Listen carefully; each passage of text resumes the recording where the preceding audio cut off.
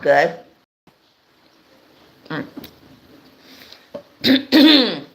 Oh well. We'll just deal with it in this stream. This is the second time I restart this stream. Not gonna restart it for a third time. Yeah, the Hollywood Bowl, as Dwayne mentioned, the Hollywood Bowl is fantastic. I had garden seats in 2013. I went to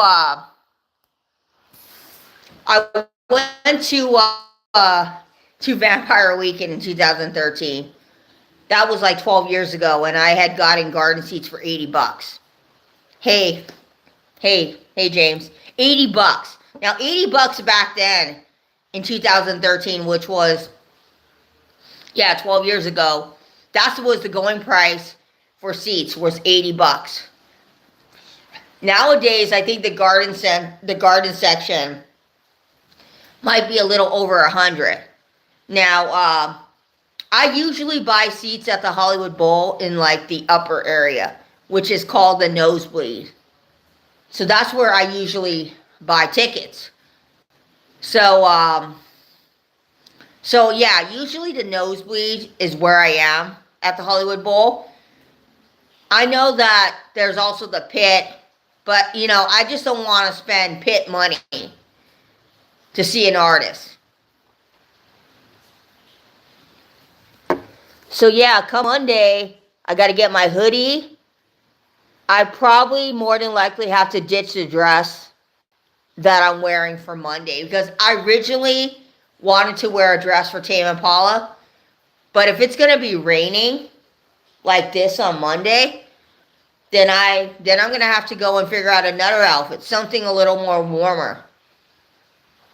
Because I'm like, I don't want to get super sick on Monday. Because I do plan to leave the house. I do plan to leave the house around 5 something or 6, because he does not come on until 9 o'clock for the concert. They're going to have this artist that's opening up ahead of them called Fuckers.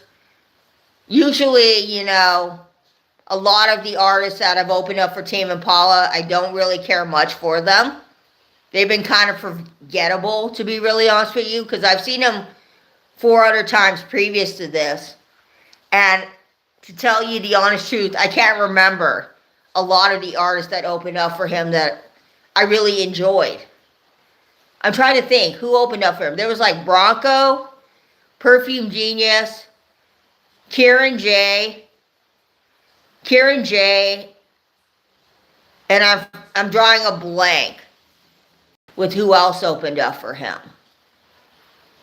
But yeah, they were forgettable. They were forgettable, to be really honest with you. I mean, we had one artist that opened up for him, sang a song about a toddler baby. So, it's just random and weird. But he's one of, like, Tame Impala's friends from Australia. So Tame Impala invited him to come and perform with him.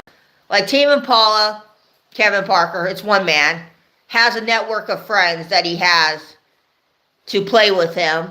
And then he has people who open up for him, and they're his friends, and yeah. So, it's going to be interesting. I might like the opener. Who knows? Who knows? Usually when I go to see a band, it's a 50-50 on whether or not I'm going to like the opener of the show. Now, it depends on the band. Some bands will have 2 openers for the show, but Tame Impala has 1. And that's Fuckers. The name is Fuckers. That's the only opener that Tame Impala has for Monday's show. Yeah, some are. I'm not saying that all opening acts are bad, because some are actually really good. It depends on the artist, but some of them are really good, and I would go and see some of the opening acts. Like when I went to see 21 Pilots back in 2021, this band, I think it was called Half-Light. Half Light, Half Day, Half Light, and they were pretty good. I would see them again. They were pretty good. So that, yes. And trying to think who else I've seen. I've seen so many. So many. It's a gamble. It's a gamble when you go to see an opening act. They can be very good, or they can be not so good. So, it's a gamble. Hey, Hoops Girl. Because, you know, I've seen so many bands live, and I would say for the most part, the opening act was not too bad. There was times when I've seen a band and the opening act was like, meh. I'm trying to think who else. I like Beach House. Beach House had opened up for Vampire Weekend on their 2013 tour. I like Beach House. I really liked, I think one time Beirut had opened up for them too, and I liked that as well. That was pretty awesome. Beirut. I've seen Beirut 3 times? No, 4 times. I saw him in 2008, 2011, 2013, and 2019. He doesn't live here in the United States anymore. I think he moved to Germany, but yeah, I've seen him 4 times in concert, and hey AZ Mick, the 4 times I've seen him have been really good. If you really like world music, then I would suggest you do go check out Beirut. He also does other types of music too. He's just like all over the map. I have my absolute favorite album from him, which is the Flying Cup Club. And I also think I want to get his very first album as well. But the Flying Cup Club, fantastic album, love it. I got it about maybe, I want to say 5 years ago, 6 years ago. I got that on vinyl. You know, Beirut had announced that he was reissuing the Flying Cup Club, because I had bought a copy from a guy one time on eBay, and the guy on eBay said he did not have it in stock. I was like, why would you put on your eBay store you had a copy and it really wasn't in stock? So, of course, I wasn't going to give the guy a good review because he did not send my record. So I gave him a neutral, because I never received the record.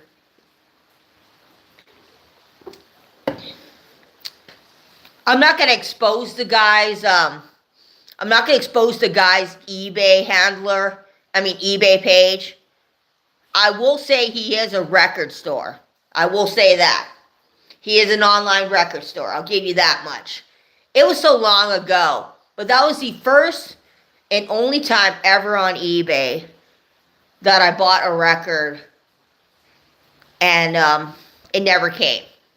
I've had records that have came late because the seller had kind of had an estimate guess of when the record was going to come. And then when the record came a little late, I remember one time emailing a seller saying, hey, the record's not here, it's a little late. I was a little panicky. I had bought the Red Album. I think it was the Red Album of the Beatles. As you know, I like to buy all my Beatles used. So I wanted to get the Red and Blue used. I know there's like those new Red and Blue albums that they release that you could buy, but I was just like, I already have a copy. I don't really care to have the extra tracks, to be really honest with you, so I just didn't buy it. But I saw so many people have bought it. Yeah.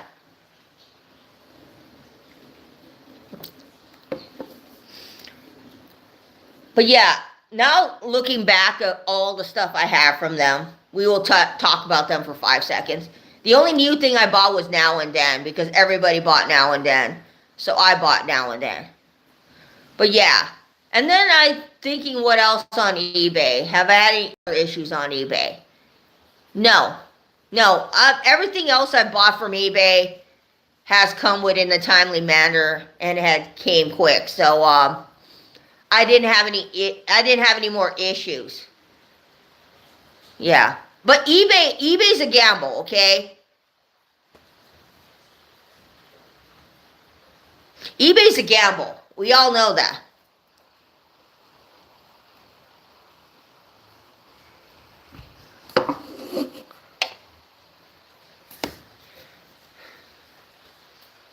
Right here.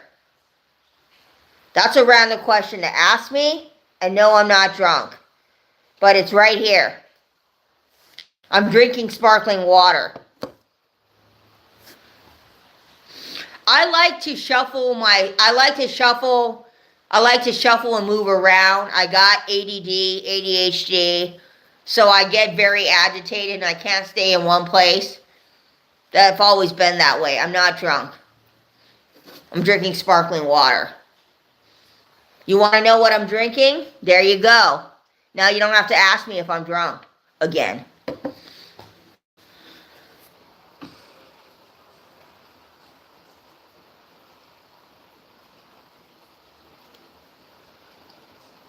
No, I'm not drinking alcohol. I don't drink.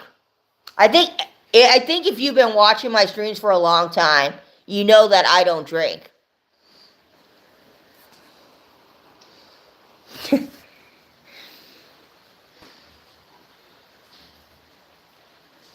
Spring water to get drunk, right? Like, this is the spring water that I drink. It is from Costco. Like, spring water is going to get me drunk, right? That is so funny. I mean, I've had some people come in here with the most random questions. That's not random. I've had people in the past ask me if I was drunk, but no.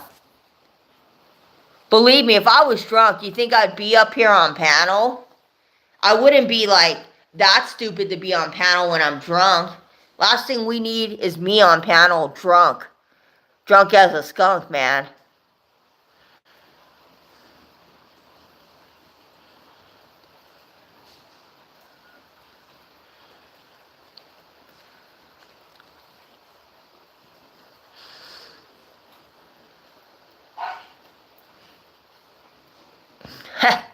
No worries, no worries. I just want to clear it up.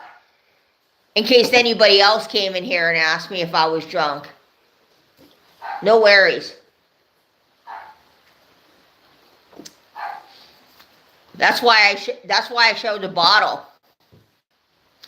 Because when I do streams, I'm not drinking beer.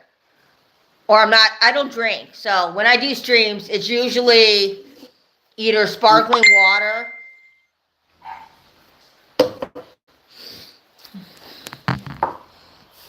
tea, lemonade, orange juice, or just regular water. I know I'm kind of basic. And then sometimes, occasionally, I will drink soda on streams.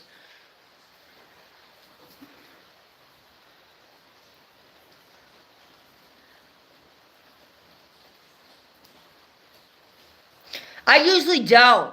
But most of the people who have been on my streams know that.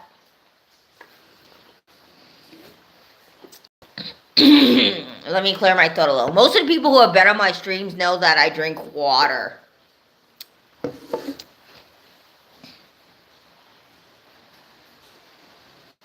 Why would I drink soda or lemon? I don't know. Are we gonna be like having me drink on streams?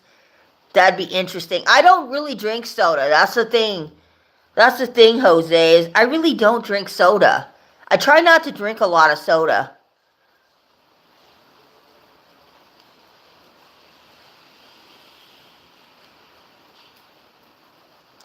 Look, if I was drunk on stream, guys, you would know.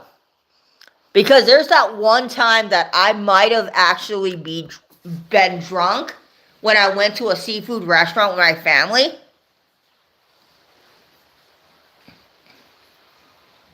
Well, I don't drink it all the time. Fox God, Sometimes I do drink soda. I'm human. I'm not going to like 100% give up soda. But I also, I don't also like live off of soda. I used to.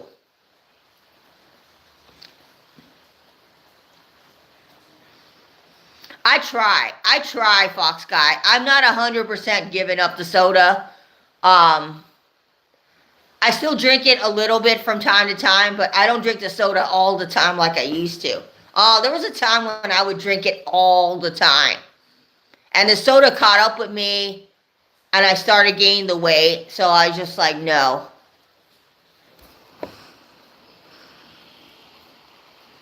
I'm not going to pour soda. I'm not drinking soda today, guys. Sparkling water. I mean, it'd be kind of weird if you guys just watch a stream for me to drink soda. Maybe you should be drinking.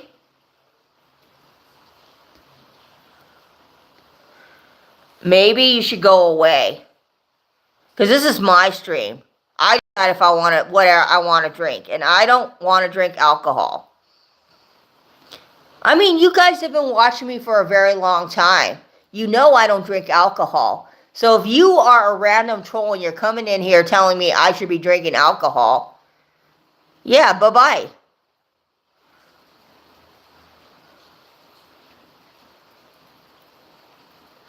I have almost 1,400. I'm not trying to be rude or anything. It's just, I don't drink. And if that makes me a prude and you don't like watching my streams because I don't drink, then so be it. I don't have time for people. I don't have time for people to come in here and be rude.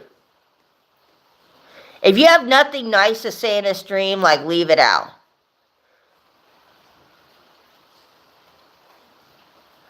Yeah, drinking water. Drinking sparkling water. Yeah, I'll admit that.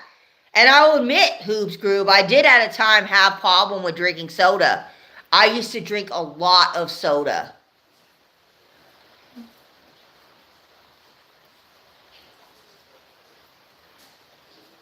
We have wine. We have wine in our house. The wine is very much here in our house. I'm not a person that's going to deny my mom alcohol and be like, no, you can't have alcohol. No, we have wine in the house. We've always had wine at the house. But doesn't mean that I'm going to go and just pick it up and drink it. It's there. It's there for people to drink. It's there for people to enjoy. My dad doesn't drink as well. So the only person in my house who drinks is my mom. And then when my middle sister and my younger sister come, on occasion they do drink red wine, but we don't really drink the wine that much in this house, to be really honest with you. My mom usually drinks it on special occasions. Or she'll go and she'll bring it for a relative's party. But yes, we do have red wine. It's in the wine case. A wine connoisseur. Funny. You're new to live streams. No, the questions you're asking are legit, and I'm just like answering it for you. Because, I mean, what 20-something-year-old house, why did I say 20-something? I mean, what?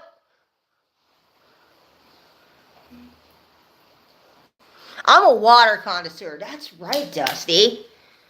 The thing about it is the reason why I don't drink alcohol on streams is because I don't think I could handle myself after I drink the alcohol. Because that one time when I accidentally drank the alcohol, I got really emotional. And I started talking about all the things I did wrong. And then I started telling everybody I loved them. And I just don't think that would be a fun person to see on streams. I just don't think that'd be a very fun person to see on streams. Do you want to see like an emotional, broken down Lisa on streams? Because I don't think that'd be fun. But then in a way, I would probably have a lot of people watching me like, what is she going to do next? I mean, I don't mind getting high on streams for you guys. I kind of wish I did have weed for Monday. I kind of think to myself, if I had some edibles for Monday, oh my God, Monday would be legit. It would be off the hook.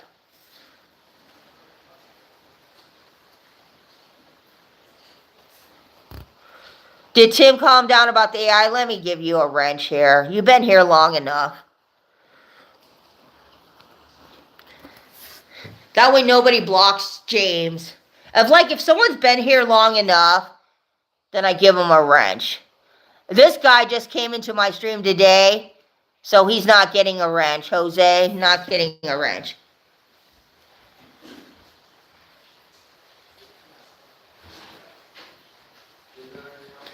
Tim did calm down about the AI. I thought it was funny. Sorry, Timmy, but I thought it was funny when we were showing the Michael Jackson AI. I thought it was hilarious. I was laughing my ass off. I was like, Tim was like, oh, when you laughed your ass off about the mic. Yes, I sure did. You got to have a sense of humor when it comes to some of that AI stuff, because it's so ridiculously over the top that you can't help but laugh at some of these AI stuff. I mean, come on. I was laughing about the sheer funniness of it. Doesn't mean I'm making fun of Michael Jackson. I like Michael Jackson's music.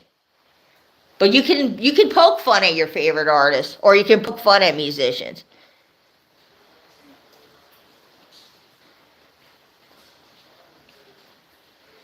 Wrenches are still a thing, depending on who I decide to give them to.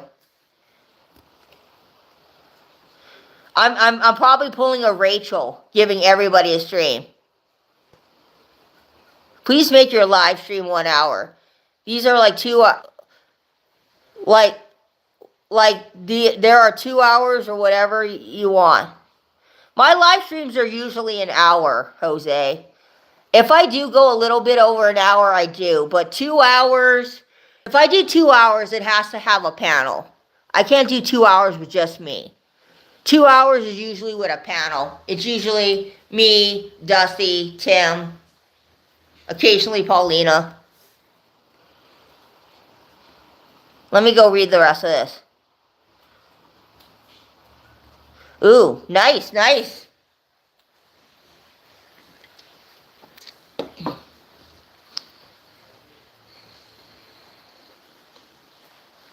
This is not my first.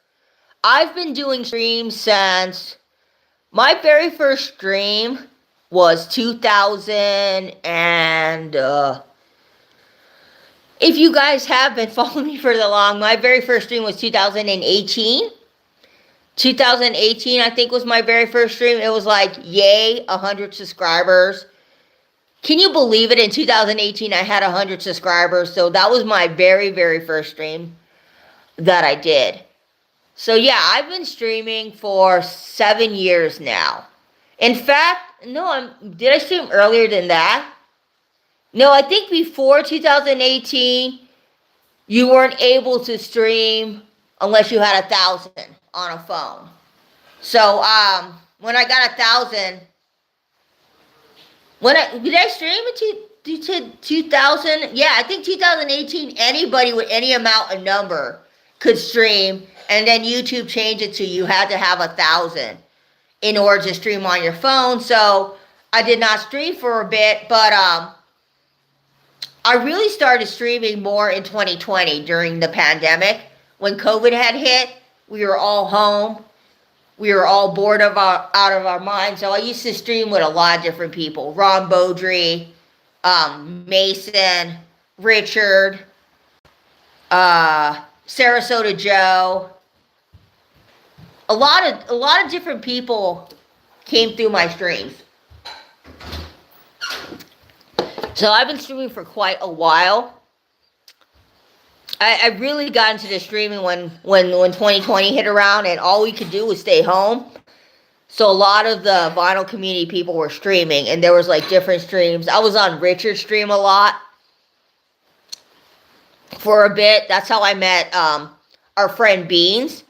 Beans was also on my stream too. That's how I met Beans. And then Beans, he came onto my streams.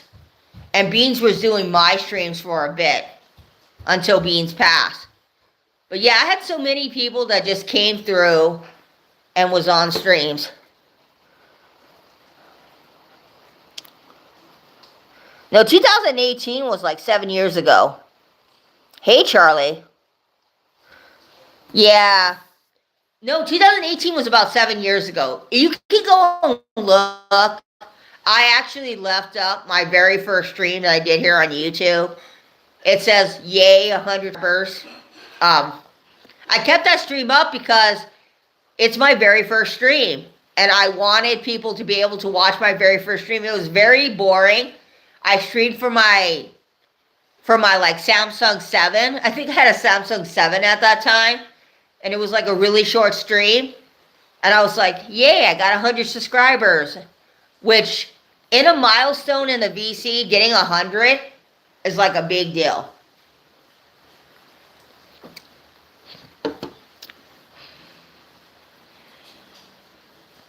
No, Lisa, I meant the H guys, not... I don't know those. Oh, I have a lot of, like, videos that I did in the past. I used to, like, really be heavily into, like, editing videos and posting them to YouTube. I kind of got lazy over the years. After the pandemic, I kind of got lazy about putting videos together. I didn't have Windows Movie Maker anymore. I had, you know, an old computer that I used to do all my editing on.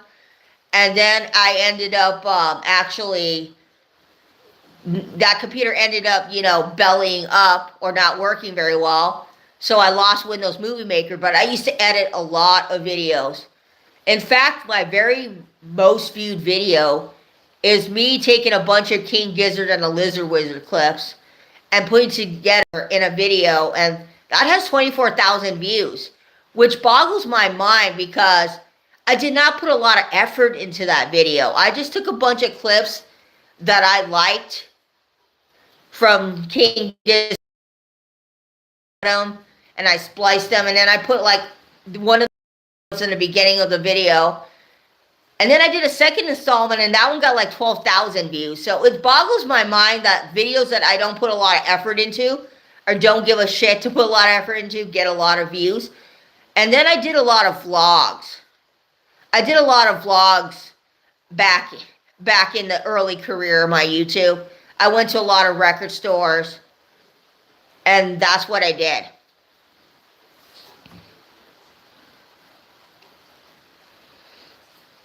It is, Lisa's first OnlyFans videos was awkward, but it's top quality. I could not imagine people would be subscribing to me.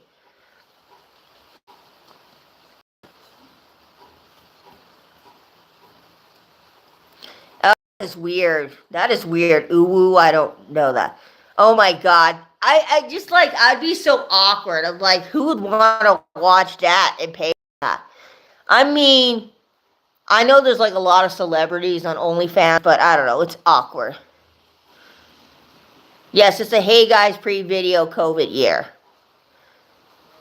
10 years ago, videos from 10 years ago, though they were mostly concert footage. Like, if you like watch my videos from 10 years ago, they were just really, really, really lame. I kind of wish I would have did videos when I was in my 20s, because a lot of like my pre-VC videos are like concert footage from all the concerts that I went to over the years. So I went to like so many different concerts over the years. I kid you not. And so I would post them onto YouTube because I wanted people to be able to be like, hey, I was at that show. It's cool that you have footage of it. Like, I would put the date of the show I went to and the venue. I have a lot of, like, those old school videos. I think my very, very first video was 2007. I had gone to see William Tell, Dirty Vegas, Iron. I forgot the name. It was emo groups, okay? I went to see emo groups. To be really super honest with you, To be really super honest with you, I'm just like, wow, I have so much old stuff on there.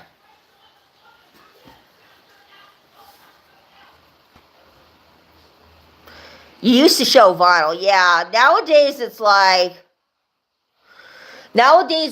you know, I get records in the mail, but I don't feel like I constantly need to go and film every record I get in the mail. That used to be what I did in the past. Like, I had so many records that I had gotten in the mail, and I would always be like, I gotta film it.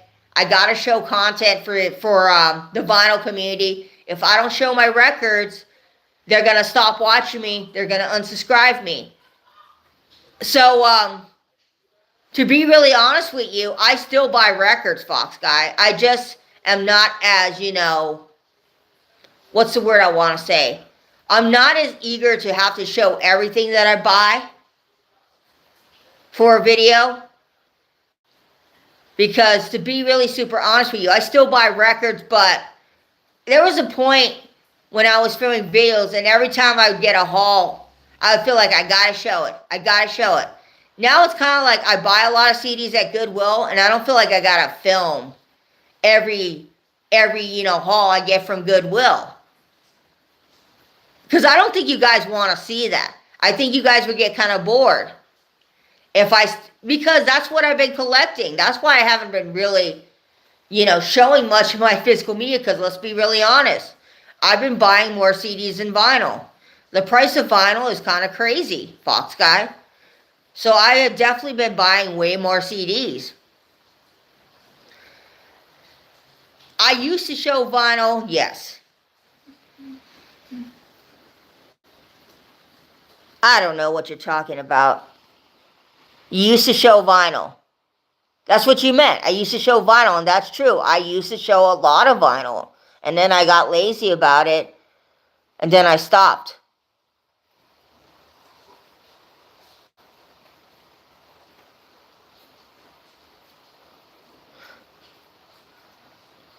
Oh, I get you now. Sorry, I'm a little slow. I get you, yeah. You've been subscribed for a long time. Jose just came in here for like 5 minutes, and he already thinks he knows everything. You don't know everything, Jose. Well, anyways, yeah. Oh, I used to show vinyl. I thought you meant that I don't talk about vinyl anymore, because there are people in the past that have said to me, oh, you don't show vinyl anymore on your stream. Hold up. I will show a vinyl record, just for old time's sake. Because then people can be like, oh, she still has records? Yeah.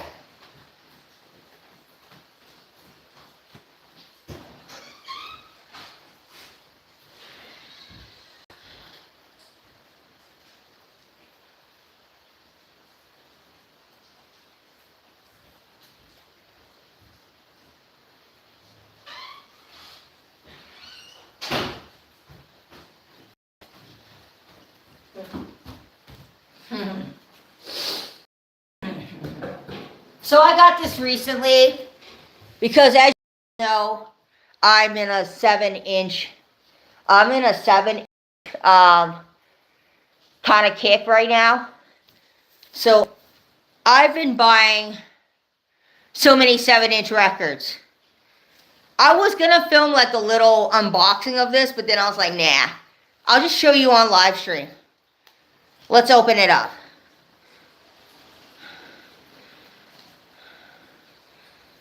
Oh, he's a guy just came into my stream and asked me if some of the people in here, it was the first time in the stream, and it's not.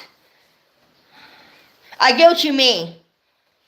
Yeah, I used to show vinyl. Pre-COVID day, I did a lot of vinyl videos. Now it's just like I'm kind of lazy to film a video. So here is it unsealed. I need to get some. Here's the record. It is on red. A red variant. I like Fall Out Boy. I've always wanted to own like a Fall Out Boy 7-inch.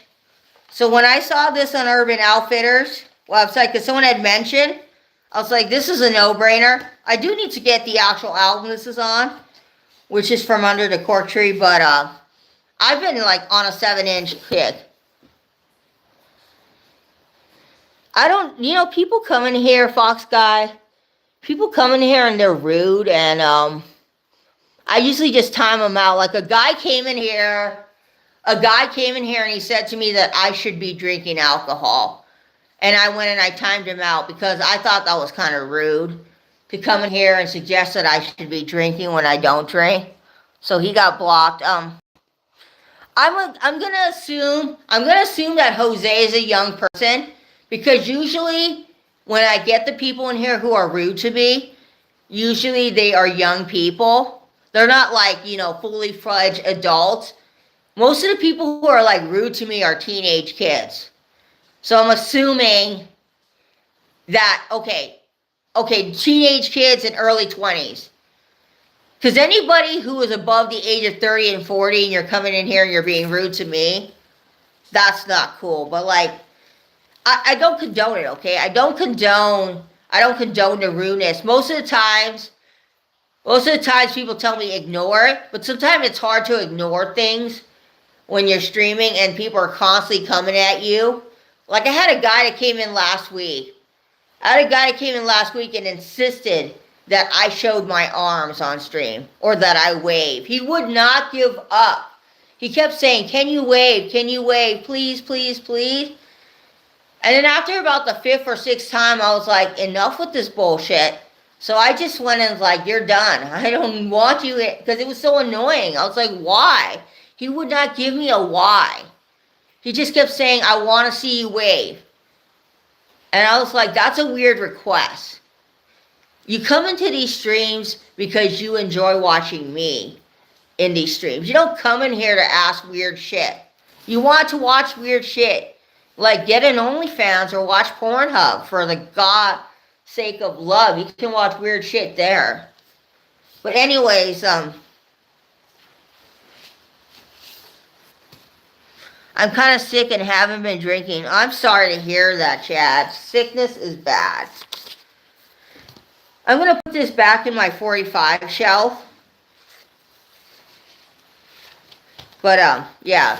I need to start getting some 7-inch, I need to start getting some, like, 7-inch, sleeves for my 7-inch. Because I need more of those.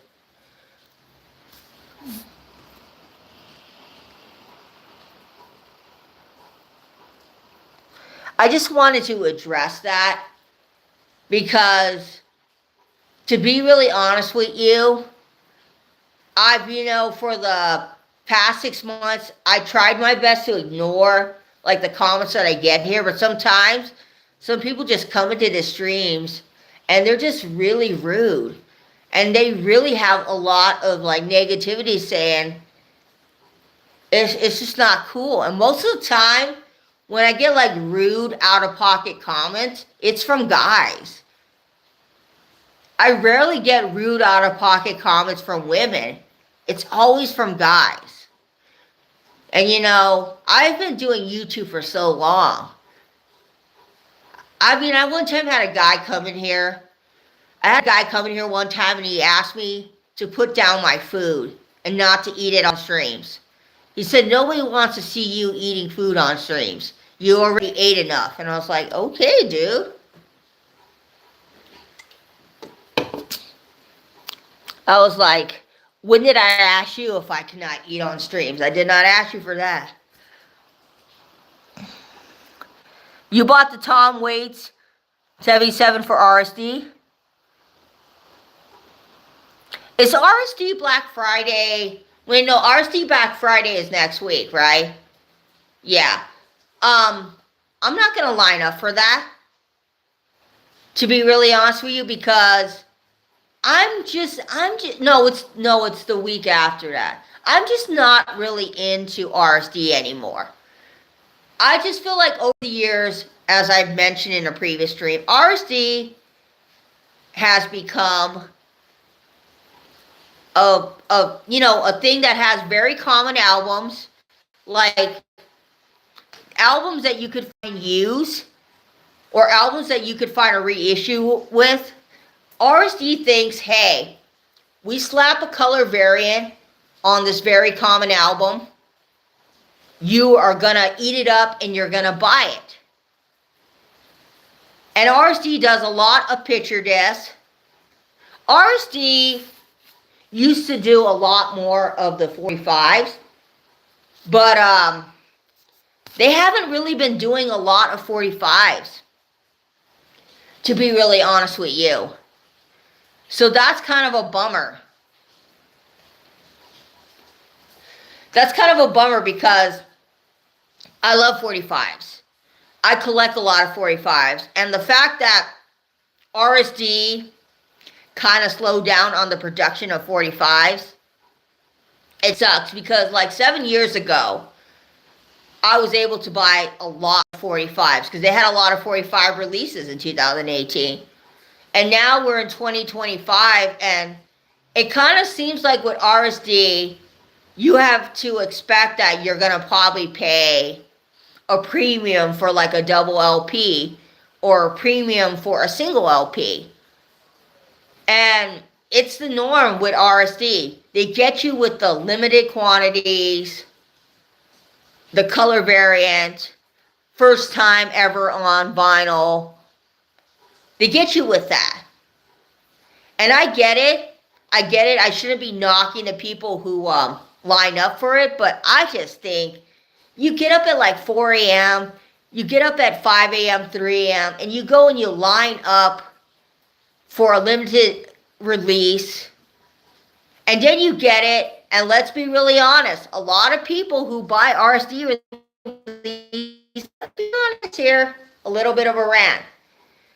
I'm willing to bet a lot of you RSD releases, you don't play them that much. You don't play them that much because you know it's rare, and you know it's limited, and you don't reach for that album as much as you do for your other albums on your shelf. Your RSD releases do have a space on your shelf, but you're not playing them. You're not playing them a lot because of the fact that they are very limited. And you know that they are limited, and they're a special color variant. You play it maybe once or twice, and then you're like, yeah, I played it a couple of times. I'm good. A lot of you probably do that. For those of you who play your RSD releases frequently, that's cool. But most of us, like me, I'll admit it, I have some RSD releases. I played it a couple of times. It's gone back on the shelf. Yes, it has.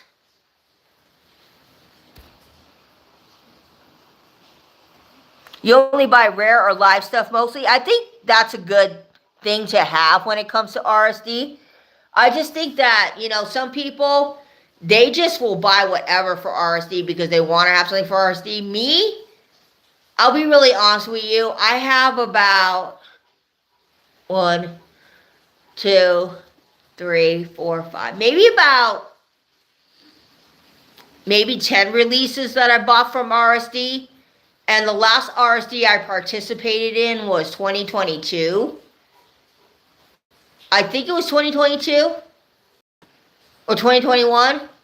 It was one of those years. That was the last RSD I participated. Now, I don't line up for RSD. Except for that one year. I decided I was going to line up because I was like, oh yeah, I'm going to line up for RSD. And I did. I would not do that again because I got up at like 5 a.m.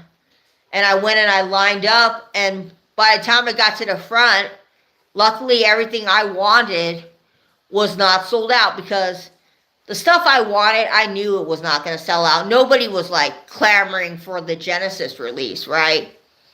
I was able to get that one no problem. I knew that no one was going to be like fighting me for the Genesis live at Keebanworth. No one's going to fight. And then I also got Jim Croce for a friend. And then I got Pearl for another friend who got me some records. So I knew that no one was going to be, fighting for Jim Croce. I mean, if you're at RSD and people are out there fighting for Jim. They're not. They're not. Jim Croce is great. Don't get me wrong. Jim Croce is a fantastic artist, but nobody in RSD is lining up super early for Jim Croce. If you are, let me know in the chat if you are lining up early for Jim Croce records. Because I love Jim Croce, don't get me wrong. I have You Don't Mess Around with Jim. I have that on vinyl, paid $4 for it. I think Jim Croce is one of those artists, if you're paying more than $20 for his records, why? I mean, he's great, don't get me wrong, but he's not in the same league as Simon and Garfunkel. Now, Simon and Garfunkel, I would pay some money for their records.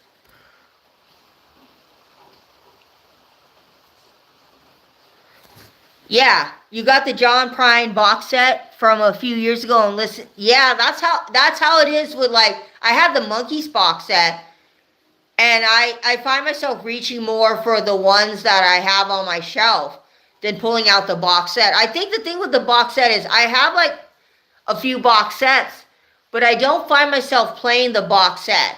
I find myself playing the albums I already own that are not in the box set. I think the thing about it is the box sets are great, don't get me wrong.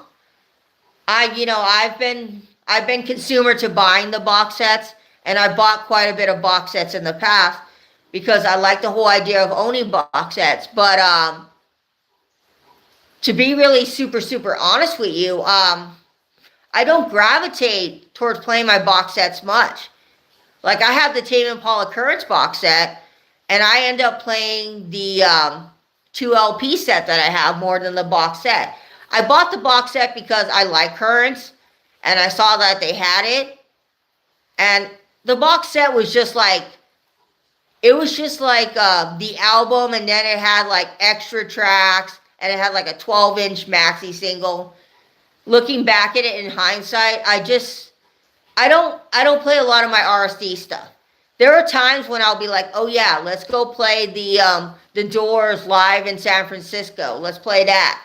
Sometimes I will play it, but to be really honest with you, like, a lot of the RSD releases that are live, they're not that great sounding, to be really honest with you. So if you're thinking you're going to get a decent sounding album for a live album, sometimes you're not with RSD, because you got to think about it.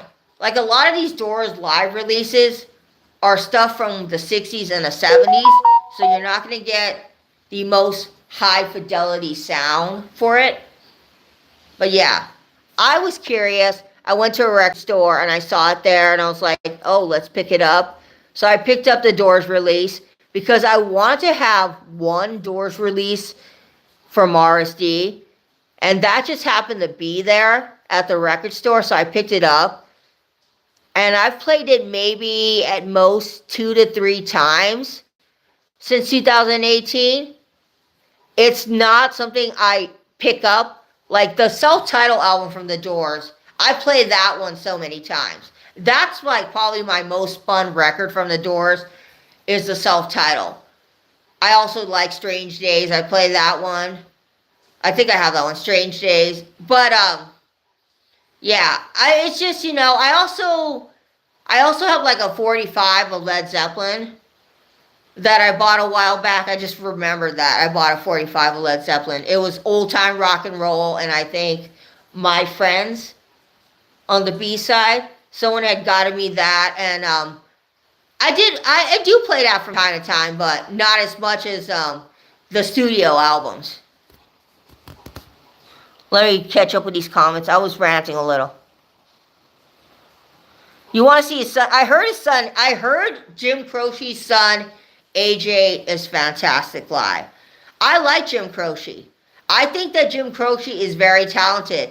So that's why whenever I see Jim Croce for cheap, I will pick up Jim Croce and I'll add it to the collection.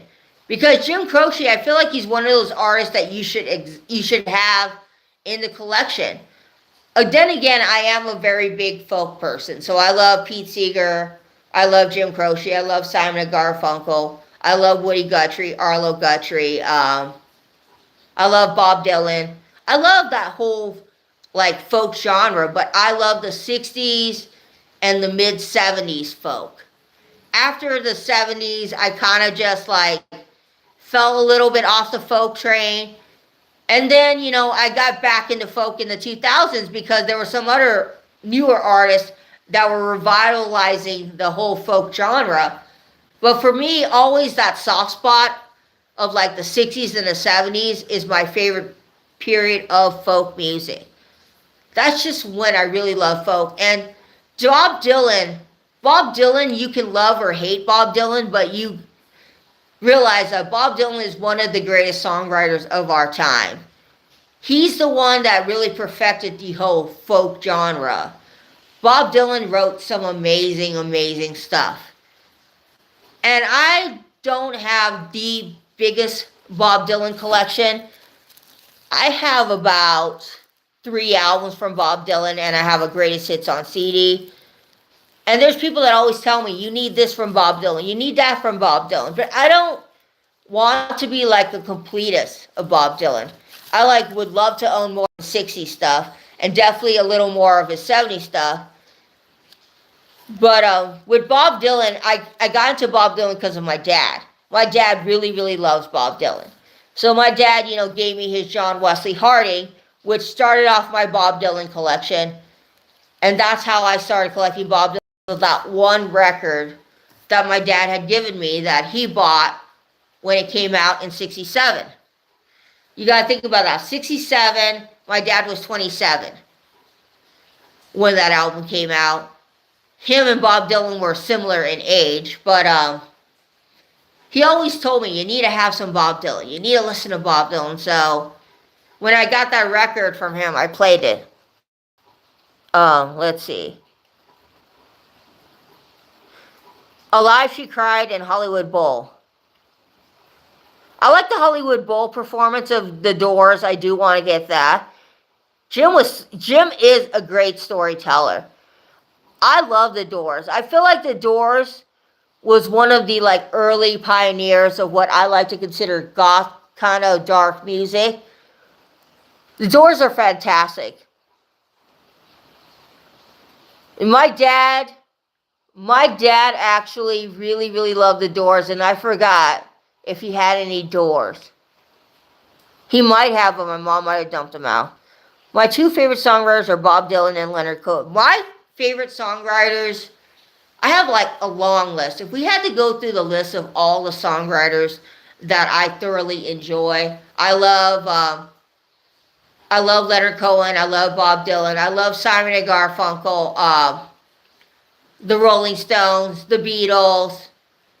There's so many songwriters. It would take me forever to name all the songwriters I love, because there's so many songwriters that have contributed to music and have really made music the way it is. I love when I find out that an artist I'm listening to actually had a hand in writing the music that they did, because there's so many times that you'll listen to an artist and they don't even write their music. They got 20 to 25 writers writing one song for them. And it's nice and refreshing to see an artist that writes their own music. When I was young, I tried to write some music. I wanted to be that singer-songwriter. I didn't have the greatest of voice, but I wanted to be out there, being the next Bob Dylan. Highway 61, Blonde on Blonde. Those I definitely agree with. I agree with Highway 61, Blonde on Blonde.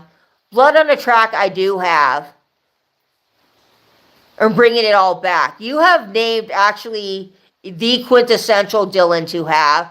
I have Blood on the Track. I found it for $9 at a record store called Rhino Records in Claremont. But yeah, if you're a newbie Dylan fan and you're watching my stream, Fox Guy mentioned the quintessential Dylan that you should definitely have. Yeah, he is absolutely right. You should have Highway 61, Blonde on Blonde, Blood on the Tracks, and Bringing It All Back. Those are just worth having when it comes to Dylan. Nobody can disagree with that, because a lot of people like Dylan will agree that Those are quintessential Dylan. John Wesley Harding is in my music collection. Yeah, my dad gave me it. That's the one he bought. Of all the Dylan albums that you could possibly buy, he bought John Wesley Harding because he likes All Along the Watchtower, which we know that All Along the Watchtower was covered beautifully by Jimi Hendrix. In fact, I prefer Jimi Hendrix cover over Dylan. I know Dylan wrote the original, but Jimi Hendrix did such a fine job with All Along the Watchtower. I do listen to both versions. I do have both versions, but I just prefer Jimmy's version more. Even though Dylan is the original writer of the song, it's like sometimes when you listen to the original of an artist, you like it, but then somebody else comes and they do a cover of it that just outshines the actual original cover. And that's how I feel about All Along the Watchtower. I feel like Jimi Hendrix did a better cover of it, even though it is Dylan's song and everybody knows it's Dylan's song. I just feel like All Along the Watchtower was better by Jimmy. Now, I'm not the biggest Jimmy connoisseur. I don't know everything about Jimmy, but I feel like Jimmy is something you need to have in your collection. So I have Axis Bold as Love. I have Electric Ladyland. I have Are You Experienced? Because you need to have a little bit of Jimmy. You need to have a little bit of Jimmy in your collection. I tell that to people and they're like, oh, it's old music. No, you need to have some of the great old artists in your collection. I feel like if you're going to be a record collector and you're going to collect records, I feel like, in my opinion, this is my opinion, you don't have to like it. In my opinion, I feel like you got to have some Beatles, you got to have some Rolling Stones, you got to have some Hendrix, possibly some Pink Floyd, you know, like the quintessentials. The Who. I don't want to say Bob Dylan, like you gotta have Bob Dylan, because there's kids that are young, and they're just, Bob Dylan might just be too complex for them. So that's why I suggest the popular stuff. And then there are people that'll be like, I'll never collect the Beatles. Are you like above? Are you above collecting the Beatles? You know, you want to be that person that's like, I'll never add the Beatles to my collection. That's you. That's you. City of Love is great also. Totally. It's where he was going when he was, murdered. There is speculation about how Jimi Hendrix died. People said he was murdered. People said, you know, he died of an overdose. We will never know.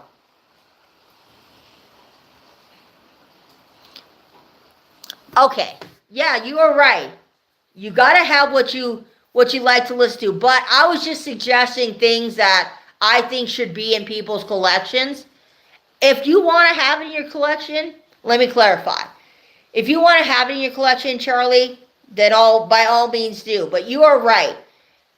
At the core of it, have the stuff that you like.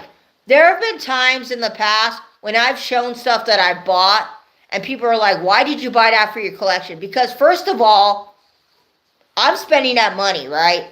I'm spending that money, so whatever I want to have in my collection is what I want to have in my collection. I am not buying these records.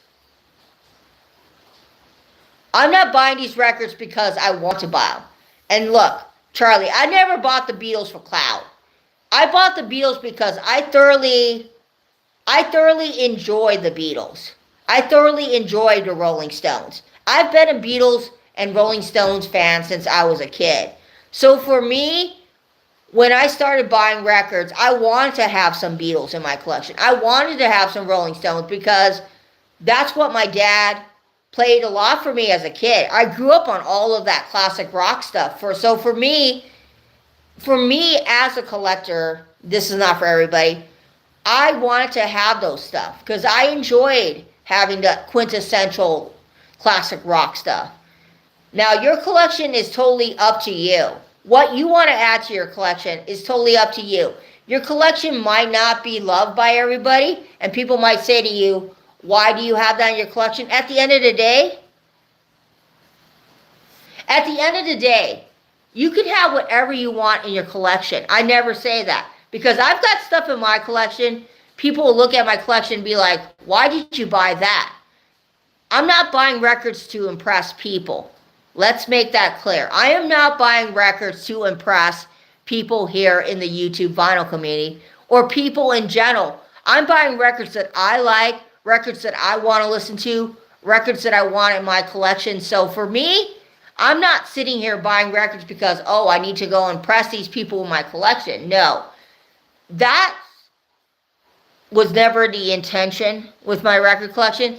In the earlier days when I bought a lot of classic rock, it's because my dad liked classic rock and he enjoyed me playing the records and he being able to, you know, have the memories. Because my dad does not collect records anymore. My dad's 85 years old. He stopped collecting records in the 80s. And for him to be able to hear his favorites blasting out of my stereo in my room, he was really happy one time when I played Jet Roll Tall, because that's his record. He loves Jet Roll Tall. So for me, it's just being able to play the stuff that my dad loves, and also, you know, I'll be really super honest with you. A lot of things that I play for him, I also like it as well. I'm not going to add a classic rock album to my collection if I don't like it. I do blind buys as well. I'm not like going to add a classic rock album just because someone says it. I was just merely stating what I think people should have, like, as if you're having a collection, like the quintessential records. The records that, you know, you should probably have for a collection, but you don't have to buy them. Because if you ask anybody what they consider quintessential records to have for a collection, a lot of people would say, like, Sgt. Pepper's Lonely Hearts Club, Dark Side of the Moon, Fleetwood Mac Rumors, Nirvana, Nevermind, something from the 80s. I'm trying to think from the 80s what's you know, people would just say the quintessential albums, but at the end of the day, what you decide to add to your record collection is entirely up to you.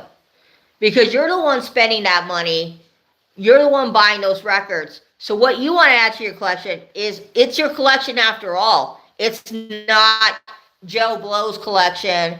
It's not Bobby Joe's collection. It's your collection. So what you decide to add to it, you add to it. You can't please every fucking person in this world with your collection. You can't get everybody to be like, oh my God, you have a perfect collection. If someone says to you they don't like the shit in your record collection, it's not for them. I don't buy records to please 55-year-old Adam Jones in bumfuck Ohio. I don't buy records to please him, because God knows there's a lot of men in the vinyl community. I'm not buying records to please Adam Young in bumfuck Ohio. I'm buying records to please Lisa in Alhambra, California. That's who I'm buying records to please, me. I'm not buying it to please, because if you start buying records just to go and please other people, you should not be collecting records. Let's be honest. Record collecting should be about you fulfilling the joy of what you want in your collection. It should be about you. The minute you start buying records because, oh, someone told me I need this, someone told me I need that, someone told, you know, buy it for you, for fuck's sake. It's a record collection. Make it uniquely you. Don't let some old man at a record store influence you to buy some record that he thinks is great just because he likes it. Buy it because you want to buy it. The old man behind the counter at a record store, he'll probably tell you, oh, you need to get this album, you need to get that album. Just because he likes it and he grew up on it as a kid doesn't mean that I necessarily will like it.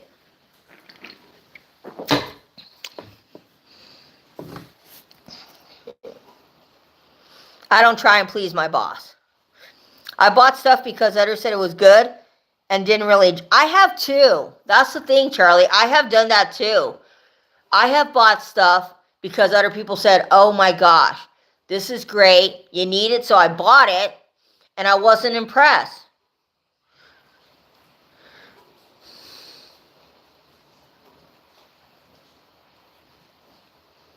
Thank you.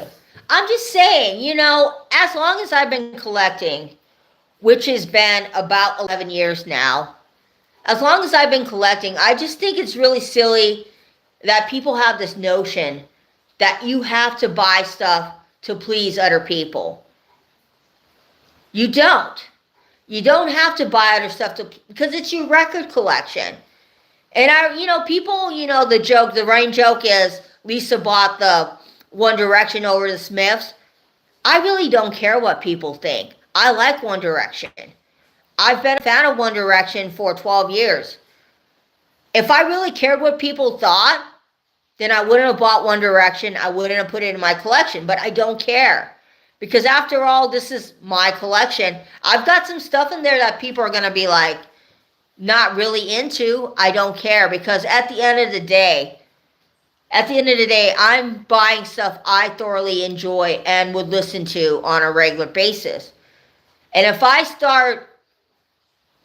start caring about what people thought about my record collection and caring about what I should have in my record collection, then it wouldn't be my record collection. It would be a collection of what people wanted for my collection. And then it wouldn't be my collection at all.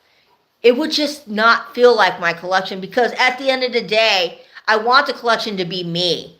I want to reflect what I like. And I think I've done a pretty good job of that over the 11 years of me buying records. The collection totally reflects me. But I'll do admit, I do have some stuff in my collection that other people have said to me, you should probably get this for your collection. And I bought it because they said, oh, it's a good album. So I have some stuff in my collection that I really don't care much for. But I bought it because the VC recommended it. And the VC said, oh, you need this in your collection. So I bought it. Not all of the stuff the VC had recommended is great. Some of it, yes. Some of the stuff that the VC recommended is great. Okay? You're not 100% bad at recommendations when it comes to music.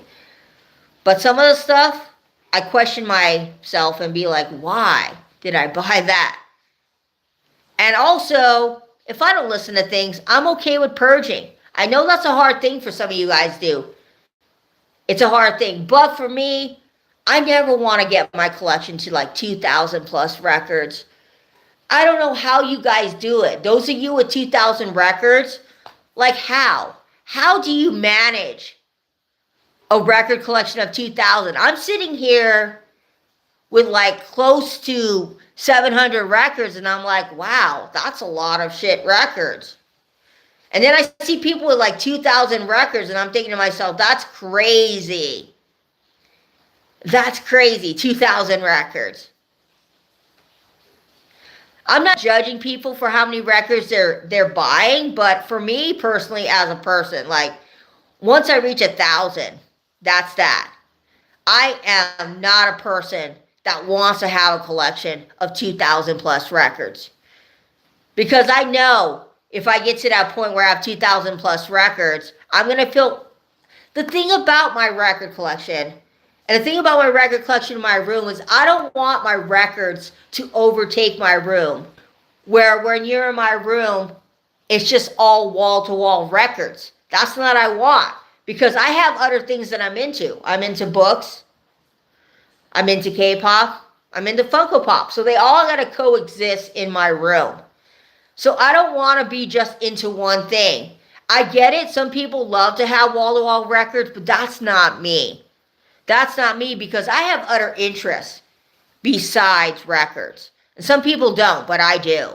I have a lot of other interests. I like books. I like Funko Pops. I like K-pop. I love movies, TV shows. I love cooking. I love DIY. I love a lot of things. So I don't like to box myself into just being a record collector because I watch so many channels and I feel like that's what they do each week. They got to always have some sort of haul that they got to show for the camera. And there are people in the past that said that, you know, when they do videos for YouTube, they feel like, especially with the YouTube vinyl community, they got to have something to show on camera. Because if they don't, they feel like people won't watch them or they won't have subscribers. And I get that. But at the end of the day, you don't always have to have, you know, records to show people. If you want to take a break from buying records and you don't want to buy records for a bit, it's okay. But I'm just a realistic record collector. I don't want to have like a super huge record collection. I like to have my favorites in there. I've never came into record collecting saying I want to have like 10K records or I want to have like 5,000 records. Because while that might seem great and all, to have, you know, the whole library of records at your fingertips, I also enjoy streaming too. I also enjoy playing music on Spotify or playing music on YouTube. So I'm not necessarily all about, oh, I need to have every record at my fingertips. But I'll be really super honest with you. Over the last year to 6 months, I've bought a lot of CDs. CDs are so portable. They are compact. They definitely take up less space than records. And they're cheaper. I pay like $20 for a CD versus paying $50 for a new vinyl. And for me, it's just like, would I want to pay $50 for a new record? Or do I want to pay $20? And the answer is a no-brainer, $20. Now, there are times when I have found records.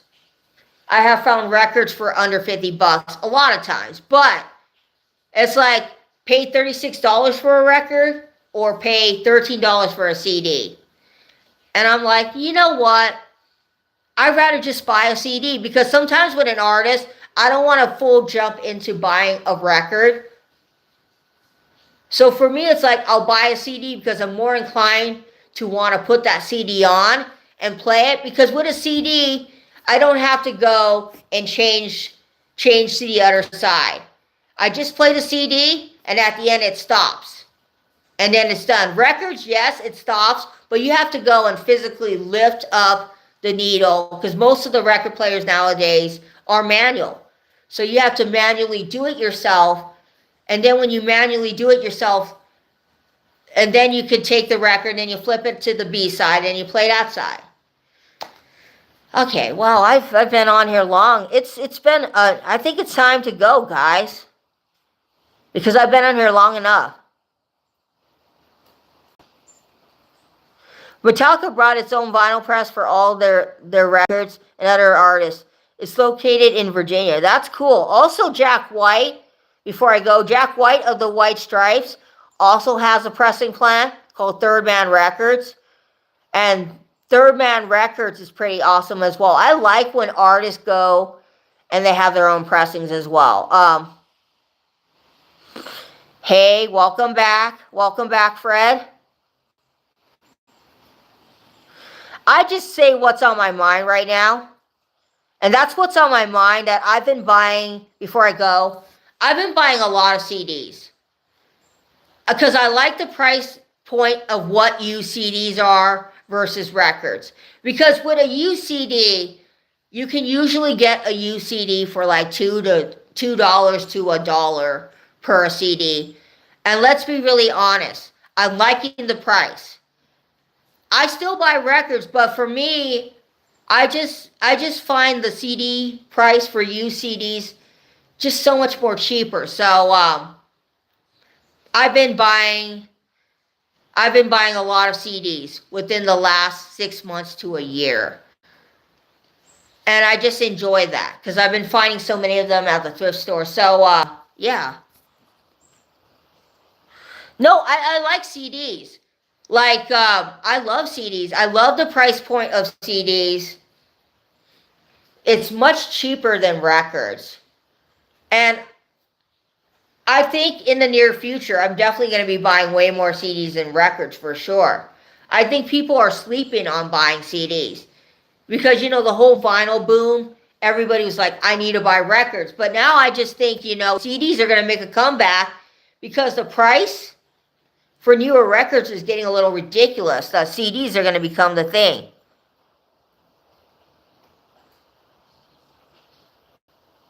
It just bugs me when CDs skip. It does happen, depending on how much you pay a CD. I purged a lot in the last 5 years, and I'm happier now. Me too. I go through a point where I will purge my collection.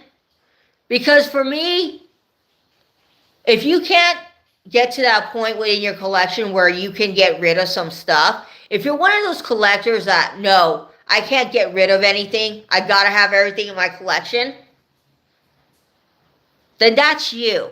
But I think it's okay to be able to purge your collection, and it's okay to say to yourself, I can downsize my collection. I can have less records. Because if you're getting to a point within your collection where you are having like so many shelves in your room, or you're having to get an extra room on top of your music room to house your records, that's when you know your record collection is getting out of hand.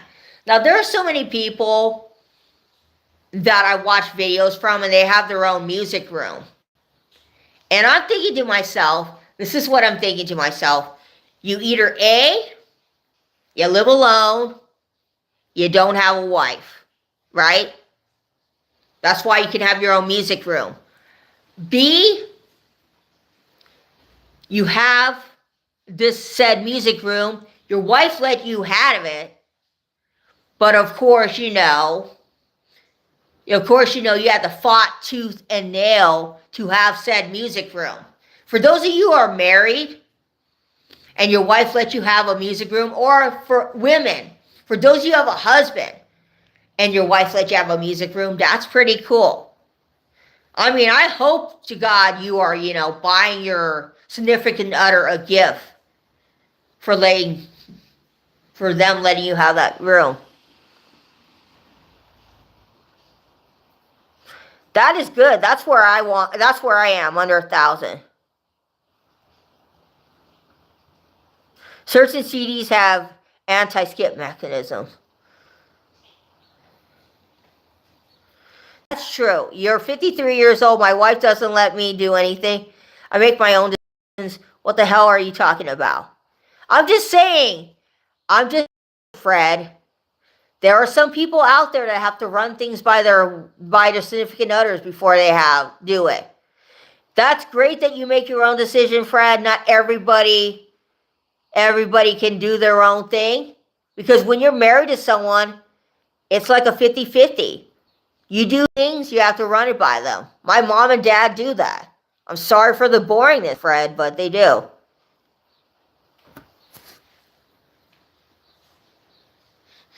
Oh, these fingers. Oh, look at that.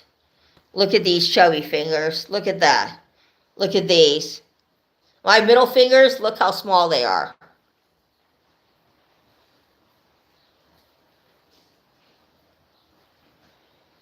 My biceps are out of control. Look at that. Don't mess with me, Fred. Don't mess with me. I could headlock you, Fred. I'm serious, Fred. My biceps could kill people. I live alone with my imaginary dog. I'm glad that you do what you want, Fred, but not every husband has that kind of luxury that you have, Fred, okay? You're an exception to the rule.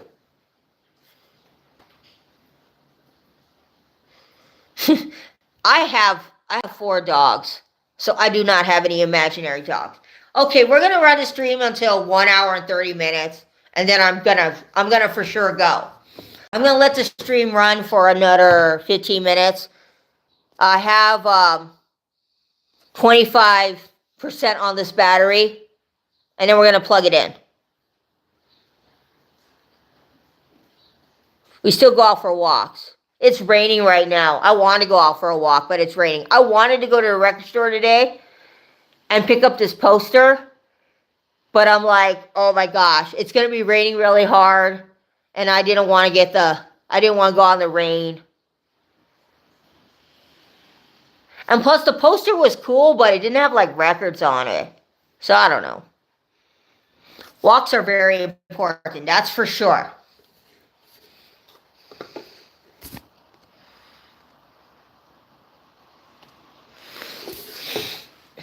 So guys,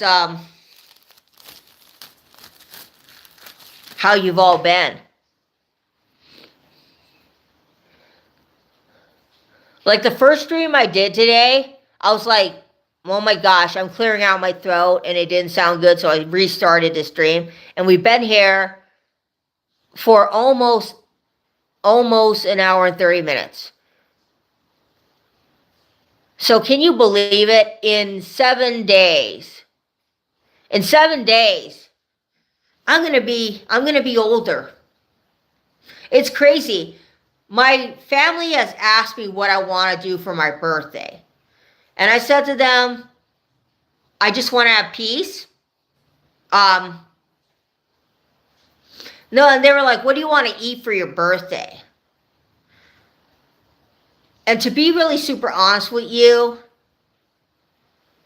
I just want to have like, I don't know, seafood or something maybe. Or like sushi. Any flooding in Los Angeles yet? Let me show you guys outside. Hold up, guys. We're going to take you outside. We're going to take you to the rain. This is what we're going to do for the last 8 minutes. 9 minutes.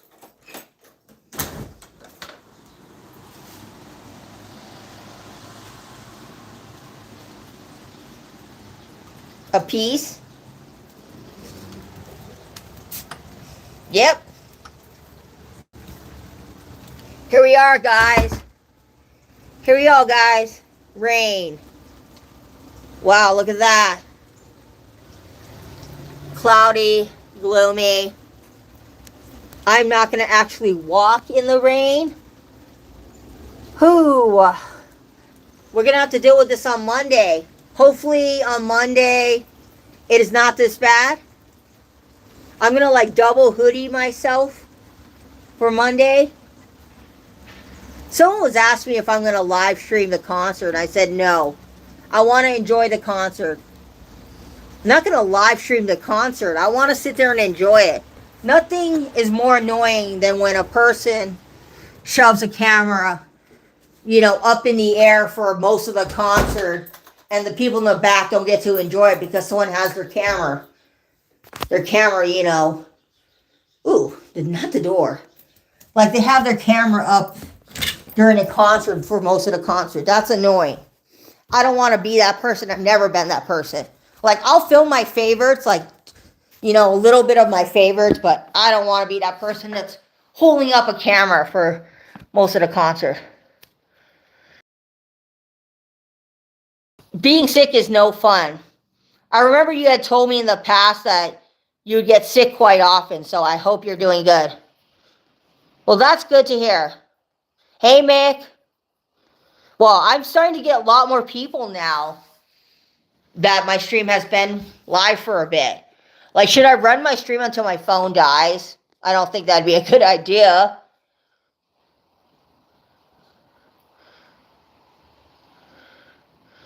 You got your kayak ready? I have some kayaks.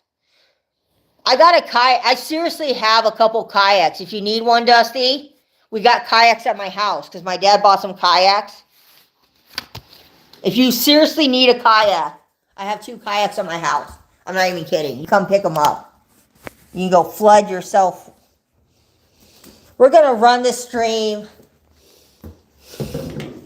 in another area, I think. No, I seriously have 2 kayaks. My dad used to really be into kayaking. He's tried to pawn it off to my siblings, my Danielle and Angela, and yeah. Let me go and put this back in my record shell. I really need to get I need to really get like a better, you guys don't want to see me struggle to put a record back on a shelf. No, sorry, Bob. My phone's going to die, so we're going to put it on the charger a little, and then we'll run the stream for another 7 minutes. Yeah. Running your phone on like very little battery to stream is not a good idea. Lisa, what is the type of rain rare for you? Where? I don't know. It's raining pretty hard here. Okay.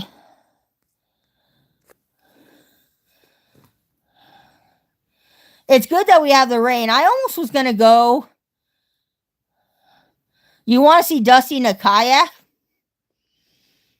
I think, Dusty, you need to start an OnlyFans. You need to start an OnlyFans so people can see you in a kayak. Think about it. You know, you can do anything on OnlyFans. Just imagine, you know, you have your swim trunks on, obviously. And you're just, you know, you just have your swim trunks on. And you're in a kayak. People would go crazy for that. Because on OnlyFans, you can do partial nudity. You don't have to do, like, the full nudity. Okay, I don't know where I was going with that.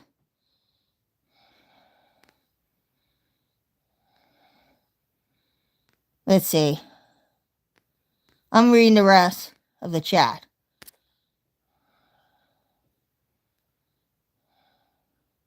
Yeah, we need the rain.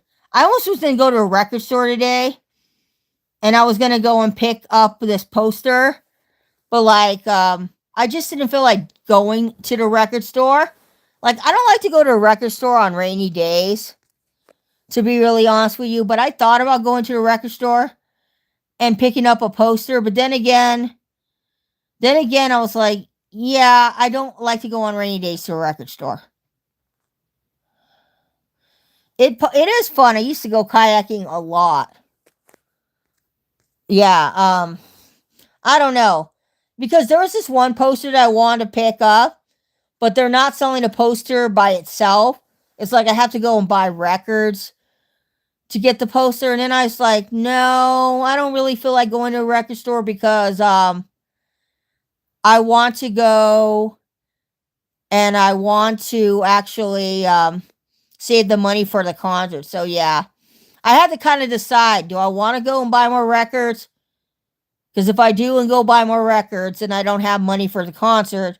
So it's like, nope. You saved that money. I put aside money for the concert on Monday.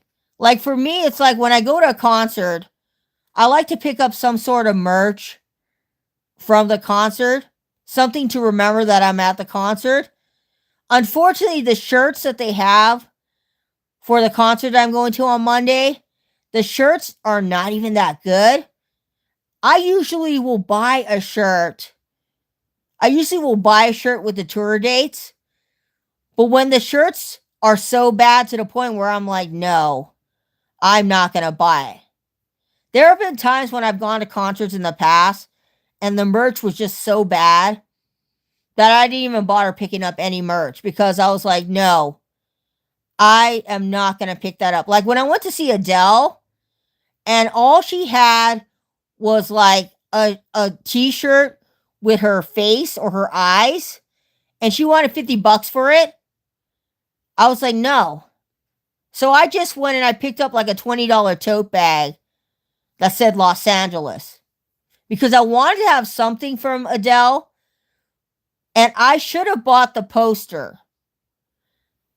Thinking back in hindsight, I should have bought like the limited edition poster that they have.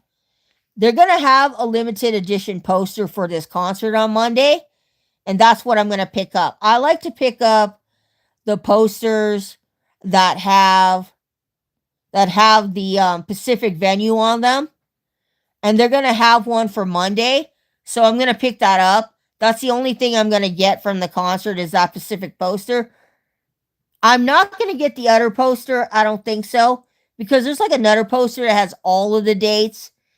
I don't know, but I'm for sure gonna get the Pacific venue. It has all 3 dates of the shows in the Kia Forum. It's basic, but I've been really into that as of lately. Getting posters just in general. So yeah, I'm going to do that. But anyways, we have been here for an hour and 30 minutes. I am just going to go and end this stream. Appreciate you all being here. Dwayne, Charlie, um, Fred, AZ Mick, Dusty, you know I love you. Who else? Jose, thank you for coming in here. You're a little random. Dwayne, Fox Guy. Thank you, everybody. I'm gonna check on the Amoeba page and see if anybody bought that poster. But I'm hoping the poster might be online so I can buy it. Because if they have the poster online, I will pay how much ever it is for that poster and have it shipped to my house.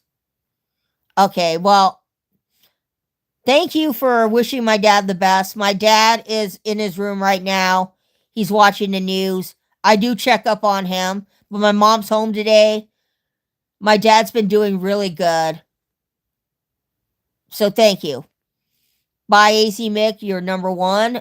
Fox Guy. Thank you. He's doing great, guys. He just before I go, he just went to the hospital about a month ago, I think, or maybe this month. He got his blood checked, so he's doing good. My dad watches MSNBC, and he watches CNN. But anyways, yeah, my dad, he's been doing good. He's been resting. Like when my dad takes a nap, he takes a nap. He naps for 4 hours. But thankfully, the last time my dad was in the hospital was in November, and he was there for a week. Thankfully, whatever he had in November has not returned. So he's doing good. We had some close calls in the past, which was kind of scary with my dad because he's 85, and I know that now that he's 85, we have to watch him like a hawk. But he's still here. He always jokes and says that he's outlived a lot of his classmates, and he has. But yeah, he's doing good. He's doing good. But that's all. That's the update I wanted to give you about my dad. He's doing good. Thanks for thinking of him, Dwayne. But thank you everybody for showing up. Bye, guys. I'll talk to you guys real soon.